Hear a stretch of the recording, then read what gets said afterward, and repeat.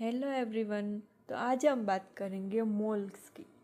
Basically ये जितना simple और इजी है उतना ही कंफ्यूजिंग और बोरिंग भी है।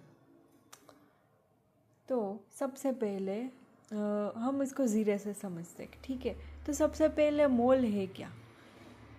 बेसिकली जैसे हम एवरीडे लाइफ में बोलते हैं एक डजन में 12 आइटम्स होती, एक पेड़ में 2 आइटम्स होती, वैसे ही केमिस्ट्री में एक मोल में 6.022 इंटू 10⁻23 पार्टिकल्स होते, जिसको हम एवोगेड्रो नंबर से भी जानते हैं। और ये रिप्रेजेंट करता है एटम्स, मॉलिक्यूल्स और आयंस को। बेसिकली आपको ये भी लगता होगा कि हम आखिर ये यूज़ क्यों करते हैं, क्योंकि तो let me tell you, atoms बहुत छोटे छोटे टाइनी होते हैं, हम उनको एक एक करके काउंट नहीं कर सकते। तो सारे केमिस्ट ने मिलकर डिसाइड किया कि चलो एक फिक्स नंबर बना देते हैं, जब इतने पार्टिकल्स होंगे तब हम उसको 1 मोल बोलेंगे। बस इसीलिए मोल एग्जिस्ट करता है, ताकि हम बहुत सारे पार्टिकल्स को इजीली काउंट कर सकें। अब आता है चैप्टर का मोस्ट इम्पोर्टेंट फॉर्मूला, जो कि ये number of moles is equal to given mass divided by molar mass. तो ये फॉर्मूला से आपके 80% क्वेश्चन सोल्व हो जाएंगे। I can say not 80 but mostly solve हो जाएंगे। बस ये आपका कॉन्सेप्ट क्लियर होना चाहिए।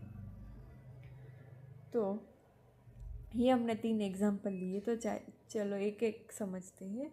जैसे कार्बन का मोलार मास है 12 ग्राम पर मोल। अगर मेरे पास 12 ग्राम कार्बन है तो ये होगा तो ये 1 मोल होगा, क्योंकि 12 divide by 12 is equal to 1। Same way ये दोनों एग्जांपल है।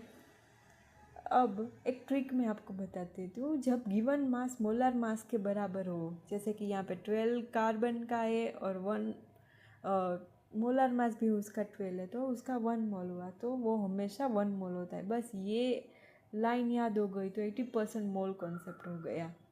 तो बेसिकली अगर हम देखें तो मोल एक काउंटिंग यूनिट है। मोल्स है given mass divided by molar मास। अब आती है आपकी बारी। तो वीडियो को पॉज करके यह क्वेश्चंस ट्राई करो, और अगर नहीं हुआ तो भी कोई बात नहीं, मैं एंड तक पूरी तरह से आपको समझा दूंगी।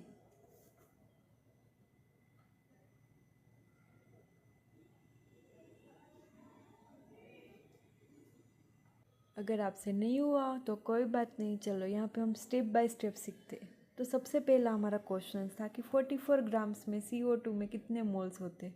तो CO2 का मोलार मास होता है 44 ग्राम पर मोल।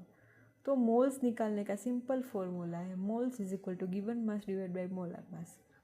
तो हमारे पास गिवन मास है और मोलार मास है, तो 44 डिवाइडेड बाय 44 1, तो मिल गया हमें हमारा पहला आंसर। अब दूसरे आंसर का बात करें तो 2 मोल्स वाटर का मास कितना होगा। और तो अब हम देखते हैं H2O का मोलार मास है 18 ग्राम पर मोल। मास निकालने का फॉर्मूला आप सबको पता है।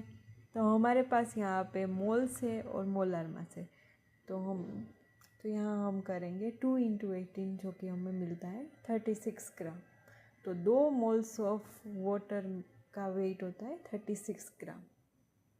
अब तीसरा क्वेश्चंस ये था कि अगर 5 ग्राम सैंपल में 0.25 मोल्स है तो मोलार मास क्या होगा।